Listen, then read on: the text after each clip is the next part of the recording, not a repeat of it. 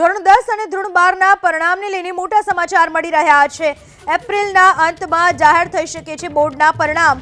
એપ્રિલના ત્રીજા સપ્તાહમાં 12 સાયન્સનું પરિણામ સંભવ છે, તો એપ્રિલના અંતિમ સપ્તાહમાં ધોરણ 10નું પરિણામ જાહેર કરાશે।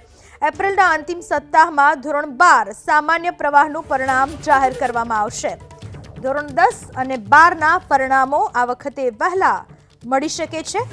એપ્રિલના અંતમાં બોર્ડના પરિણામ જાહેર થઈ શકે છે। એપ્રિલના ત્રીજા સપ્તાહમાં ધોરણ 12 સાયન્સનું અને ચોથા સપ્તાહમાં ધોરણ 12 સામાન્ય પ્રવાહ અને ધોરણ 10નું પરિણામ જાહેર કરાશે। આ વિશે વધુ માહિતી આપવા આપણી સાથે જોડાઈ ચૂક્યા છે સંવાદદાતા વિપુલ બાલધા।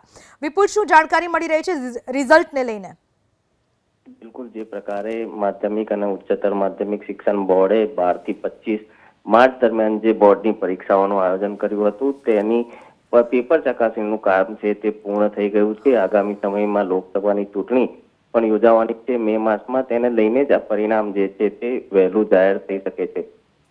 એપ્રિલ મહિનાના ત્રીજા સપ્તાહમાં ધોરણ 12 સામાન્ય સાયન્સ પ્રવાહનું જે પરિણામ છે તે બોર્ડ દ્વારા જાહેર કરવામાં આવશે અને ત્યારબાદ એપ્રિલ માસના અંતિમ સપ્તાહમાં ધોરણ 10 અને 12 સામાન્ય પ્રવાહનું પરિણામ પણ જાહેર કરી દેવાશે। જે પ્રકારે બોર્ડે આયોજન કર્યું છે, લોકસભાની ચૂંટણી પહેલા વિદ્યાર્થીઓના પરિણામ જાહેર કરવામાં આવે અને તેને લઈને જે શિક્ષકોનો સ્ટાફ જે ચૂંટણીમાં રોકાવાનો હોય છે કે જેઓ કામગીરીમાં જોડાતા હોય છે તે બાબતે પણ કોઈ પરિણામની વિતરણમાં કોઈ તકલીફ ના પડે તે તમામ આયોજન આ વખતે માધ્યમિક અને ઉચ્ચતર માધ્યમિક શિક્ષણ બોર્ડ દ્વારા કરવામાં આવ્યું છે।